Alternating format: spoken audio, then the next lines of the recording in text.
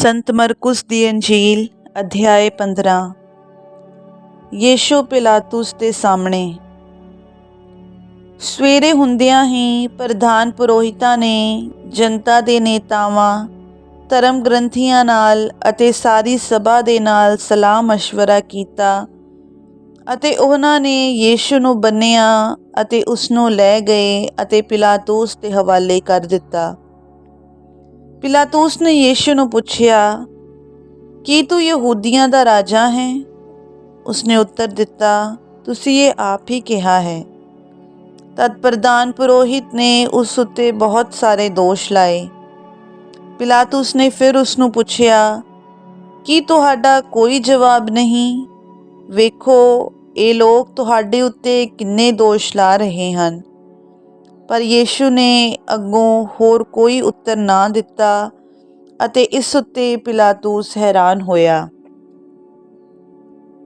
भीड़ दी मंग, बराबस रिहा, यीशु नूं सलीब दी सजा। त्योहार दे मौके ते राजपाल लोकां दी इच्छा अनुसार किसे एक कैदी नूं रिहा करदा हुंदा सी। उस समय कैद विच विद्रोह करन वालियां विच बराबस नां दा एक आदमी सी जिसने बगावत दे समय खून कीता सी। भीड़ आके पिलातुस तो ये मंग करन लगी कि उन्हां लई उसदे दस्तूर अनुसार करे। तद उत्तर विच उसने उन्हां नूं कहा, कि तुसी चाहुंदे हो कि मैं तुहाडे लई यहूदियां दे राजा नूं रिहा करां? क्योंकि वो ये समझ गया सी कि प्रधान पुरोहितां ने ईरखा दे कारण यीशु नूं फड़वाया है। पर प्रधान पुरोहितां ने लोकां नूं भड़काया कि वो यीशु दी थां बराबस दी रिहाई लई मंग करन। पिलातुस ने फिर उन्हां नूं कहा, फिर मैं इस आदमी नाल की करां जिसनूं तुसीं यहूदियां दा राजा आखदे हो? उन्हां ने उच्ची आवाज़ नाल कहा, उसनूं सलीब दिओ। तद पिलातुस ने उन्हां नूं कहा, क्यों, इसने केड़ी बुराई कीती है? पर वो होर भी जोर नाल रोला पाउण लगे, उसनूं सलीब दिओ।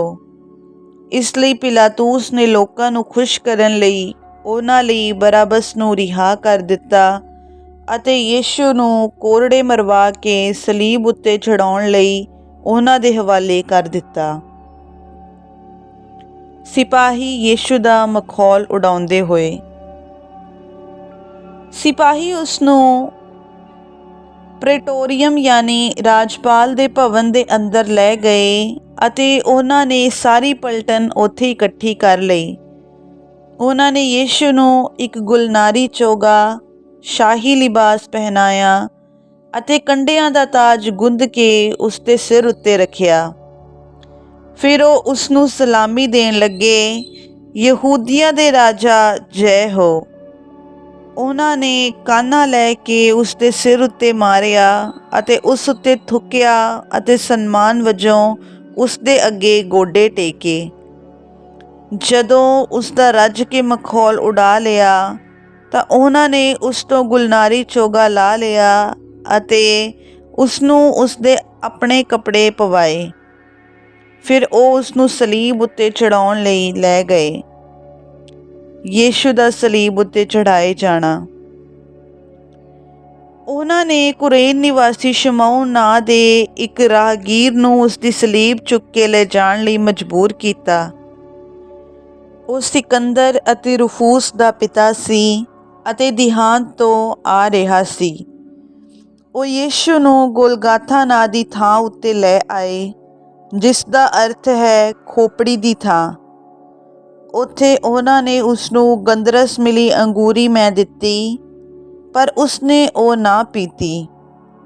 फिर उन्हां ने उसनूं सलीब उत्ते चढ़ाया अते उन्हां ने उसदे कपड़ियां उत्ते गुणा पा के ये फैसला किया कि हर एक नूं की मिलेगा अते उसदे कपड़े आपस विच वंड लए। जदों उन्हां ने उसनूं सलीब उत्ते चढ़वाया तां ओ दिन दी तीजी घड़ी सी। उसदे खिलाफ दोष पत्तर ते ये लिखिया होया सी, यहूदियां दा राजा। ਯੀਸ਼ੂ ਦੇ ਨਾਲ ਉਹਨਾਂ ਨੇ 2 ਹੋਰ ਡਾਕੂਆਂ ਨੂੰ ਸਲੀਬਾਂ ਉੱਤੇ ਚੜ੍ਹਾਇਆ ਸੀ, ਇੱਕ ਨੂੰ ਉਸ ਦੇ ਸੱਜੇ ਪਾਸੇ ਅਤੇ ਦੂਜੇ ਨੂੰ ਉਸ ਦੇ ਖੱਬੇ ਪਾਸੇ, ਤਾਂ ਜੋ ਲਿਖਤਾਂ ਪੂਰੀਆਂ ਹੋਣ ਕਿ ਉਹਦੀ ਗਿਣਤੀ ਅਪਰਾਧੀਆਂ ਵਿੱਚ ਕੀਤੀ ਗਈ। ਜੋ ਲੋਕ ਉੱਥੋਂ ਦੀ ਆਉਂਦੇ ਜਾਂਦੇ ਸਨ, ਉਹਨਾਂ ਨੇ ਆਪਣੇ ਸਿਰ ਹਿਲਾਉਂਦੇ ਹੋਏ ਅਤੇ ਇਹ ਕਹਿੰਦੇ ਹੋਏ ਉਸ ਦੀ ਨਿੰਦਾ ਕੀਤੀ, ਵਾਹ, ਹੈਕਲ ਨੂੰ ਢਾਉਣ ਵਾਲੇ ਅਤੇ 3 ਦਿਨਾਂ ਵਿੱਚ ਫਿਰ ਬਣਾਉਣ ਵਾਲੇ, ਆਪਣੇ ਆਪ ਨੂੰ ਬਚਾ ਅਤੇ ਸਲੀਬ ਉੱਤੋਂ ਥੱਲੇ ਉਤਰ ਆ। ਇਸ ਤਰ੍ਹਾਂ ਪ੍ਰਧਾਨ ਪੁਰੋਹਿਤਾਂ ਨੇ ਵੀ ਧਰਮ ਗ੍ਰੰਥੀਆਂ ਦੇ ਨਾਲ ਰਲ ਕੇ ਇਹ ਕਹਿੰਦੇ ਹੋਏ ਉਸ ਦਾ ਮਖੌਲ ਉਡਾਇਆ, ਇਸਨੇ ਦੂਜਿਆਂ ਨੂੰ ਬਚਾਇਆ, ਇਹ ਆਪਣੇ ਆਪ ਨੂੰ ਬਚਾ ਨਹੀਂ ਸਕਦਾ। ਮਸੀਹ ਇਸਰਾਏਲ ਦਾ ਰਾਜਾ ਹੁਣ ਸਲੀਬ ਤੋਂ ਥੱਲੇ ਉਤਰ ਆਵੇ ਤਾਂ ਜੋ ਅਸੀਂ ਵੇਖੀਏ ਅਤੇ ਮੰਨੀਏ। ਉਸ ਦੇ ਨਾਲ ਜੋ ਸਲੀਬ ਉੱਤੇ ਚੜ੍ਹਾਏ ਗਏ ਸਨ, ਉਹ ਵੀ ਉਸ ਨੂੰ ਤਾਨੇ ਦਿੰਦੇ ਸਨ। ਸਲੀਬ ਉੱਤੇ ਯੀਸ਼ੂ ਦੀ ਮੌਤ। ਜਦੋਂ 6ਵੀਂ ਘੜੀ ਹੋਈ, ਸਾਰੀ ਧਰਤੀ ਉੱਤੇ ਹਨੇਰਾ ਛਾ ਗਿਆ ਅਤੇ 9ਵੀਂ ਘੜੀ ਤੱਕ ਰਿਹਾ। ਅਤੇ 9ਵੀਂ ਘੜੀ ਯੀਸ਼ੂ ਨੇ ਉੱਚੀ ਆਵਾਜ਼ ਨਾਲ ਪੁਕਾਰਿਆ, ਇਲੋਈ ਇਲੋਈ ਲਾਮਾ ਸਬਕਥਾਨੀ, ਅਰਥਾਤ ਮੇਰੇ ਖੁਦਾ ਤੂੰ ਮੈਨੂੰ ਕਿਉਂ ਛੱਡ ਦਿੱਤਾ। ਉੱਥੇ ਖੜੇ ਕੁਝ ਲੋਕਾਂ ਨੇ ਇਹ ਸੁਣ ਕੇ ਕਿਹਾ, ਵੇਖੋ, ਇਹ ਏਲੀਆ ਨੂੰ ਪੁਕਾਰ ਰਿਹਾ ਹੈ। ਪਰ ਇੱਕ ਆਦਮੀ ਨੇ ਦੌੜ ਕੇ ਇੱਕ ਸਪੰਜ ਨੂੰ ਸਿਰਕੇ ਵਿੱਚ ਡੁਬੋਇਆ, ਉਸ ਨੂੰ ਇੱਕ ਕਾਨੇ ਉੱਤੇ ਰੱਖਿਆ ਅਤੇ ਇਹ ਕਹਿੰਦੇ ਹੋਏ ਉਸ ਨੂੰ ਪੀਣ ਲਈ ਦਿੱਤਾ, ਠਹਿਰੋ, ਵੇਖਦੇ ਹਾਂ ਕਿ ਏਲੀਆ ਇਸ ਨੂੰ ਥੱਲੇ ਉਤਾਰਨ ਲਈ ਆਉਂਦਾ ਹੈ ਜਾਂ ਨਹੀਂ। ਤਦ ਯੀਸ਼ੂ ਨੇ ਉੱਚੀ ਆਵਾਜ਼ ਨਾਲ ਪੁਕਾਰਿਆ ਅਤੇ ਆਪਣੀ ਜਾਨ ਦੇ ਦਿੱਤੀ। ਉਸੇ ਵੇਲੇ ਹੈਕਲ ਦਾ ਪਰਦਾ ਉੱਪਰੋਂ ਹੇਠਾਂ ਤੱਕ ਫਟ ਕੇ 2 ਟੁਕੜੇ ਹੋ ਗਿਆ। ਸੂਬੇਦਾਰ ਨੇ, ਜੋ ਉਸ ਦੇ ਸਾਹਮਣੇ ਖੜਾ ਸੀ, ਜਦੋਂ ਉਸ ਨੂੰ ਇਸ ਤਰ੍ਹਾਂ ਦਮ ਤੋੜਦੇ ਵੇਖਿਆ ਤਾਂ ਉਸਨੇ ਕਿਹਾ, ਸੱਚਮੁੱਚ ਇਹ ਆਦਮੀ ਖੁਦਾ ਦਾ ਪੁੱਤਰ ਸੀ। ਉੱਥੇ ਕੁਝ ਔਰਤਾਂ ਵੀ ਸਨ ਜੋ ਦੂਰੋਂ ਇਹ ਸਭ ਵੇਖ ਰਹੀਆਂ ਸਨ। ਉਹਨਾਂ ਵਿੱਚ ਮਰੀਅਮ ਮਗਦਲੀਨੀ, ਛੋਟੇ ਯਾਕੂਬ ਅਤੇ ਯੋਸੇਸ ਦੀ ਮਾਤਾ ਮਰੀਅਮ ਅਤੇ ਸਲੋਮੀ ਸਨ, ਜੋ ਜਦੋਂ ਯੀਸ਼ੂ ਗਲੀਲ ਵਿੱਚ ਸੀ ਉਸ ਦੇ ਪਿੱਛੇ ਚਲਦੀਆਂ ਅਤੇ ਉਸ ਦੀ ਸੇਵਾ ਵਿੱਚ ਚੀਜ਼ਾਂ ਵਸਤਾਂ ਦਿੰਦੀਆਂ ਹੁੰਦੀਆਂ ਸਨ। ਉੱਥੇ ਹੋਰ ਵੀ ਬਹੁਤ ਸਾਰੀਆਂ ਔਰਤਾਂ ਸਨ ਜਿਹੜੀਆਂ ਯੀਸ਼ੂ ਦੇ ਨਾਲ ਯਰੂਸ਼ਲਮ ਤੱਕ ਆਈਆਂ ਸਨ।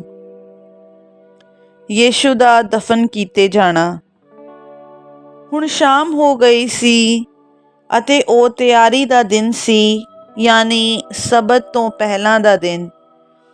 ਇਸ ਲਈ ਅਰਮਿਤੀਆ ਦਾ ਯੂਸਫ, ਜੋ ਸਨਹੇਡਰਿਨ ਸਭਾ ਦਾ ਇੱਕ ਮੰਨਿਆ ਪ੍ਰਮੰਨਿਆ ਸਦस्य ਸੀ ਅਤੇ ਜੋ ਖੁਦਾ ਦੇ ਰਾਜ ਦੇ ਆਉਣ ਦੀ ਉਡੀਕ ਵਿੱਚ ਸੀ, ਹਿੰਮਤ ਕਰਕੇ ਪਿਲਾਤੂਸ ਦੇ ਕੋਲ ਗਿਆ ਅਤੇ ਯੀਸ਼ੂ ਦੀ ਦੇਹ ਮੰਗੀ। ਪਿਲਾਤੂਸ ਹੈਰਾਨ ਹੋਇਆ ਕਿ ਉਹ ਇੰਨੀ ਛੇਤੀ ਮਰ ਗਿਆ ਹੈ। ਉਸਨੇ ਸੂਬੇਦਾਰ ਨੂੰ ਸੱਦ ਕੇ ਉਸ ਤੋਂ ਪੁੱਛਿਆ ਕਿ ਕੀ ਉਹ ਹੁਣ ਮਰ ਚੁੱਕਿਆ ਹੈ ਜਾਂ ਨਹੀਂ। ਜਦੋਂ ਉਸਨੇ ਸੂਬੇਦਾਰ ਤੋਂ ਪਤਾ ਲਾ ਲਿਆ ਕਿ ਉਹ ਪਹਿਲਾਂ ਹੀ ਮਰ ਗਿਆ ਹੈ, ਤਾਂ ਉਸਨੇ ਦੇ ਯੂਸਫ ਨੂੰ ਦਿੱਤੇ ਜਾਣ ਦੀ ਪ੍ਰਵਾਨਗੀ ਦੇ ਦਿੱਤੀ।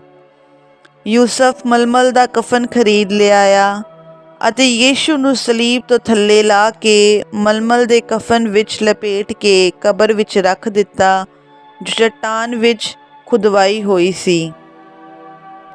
ਉਸਨੇ ਕਬਰ ਦੇ ਬੂਹੇ 'ਤੇ ਇੱਕ ਪੱਥਰ ਰੇੜ ਕੇ ਰੱਖ ਦਿੱਤਾ। ਮਰੀਅਮ ਮਗਦਲੀਨੀ ਅਤੇ ਯੋਸੇਸ ਦੀ ਮਾਂ ਮਰੀਅਮ ਨੇ ਇਹ ਵੇਖ ਲਿਆ ਕਿ ਯੀਸ਼ੂ ਨੂੰ ਕਿੱਥੇ ਰੱਖਿਆ ਗਿਆ ਹੈ।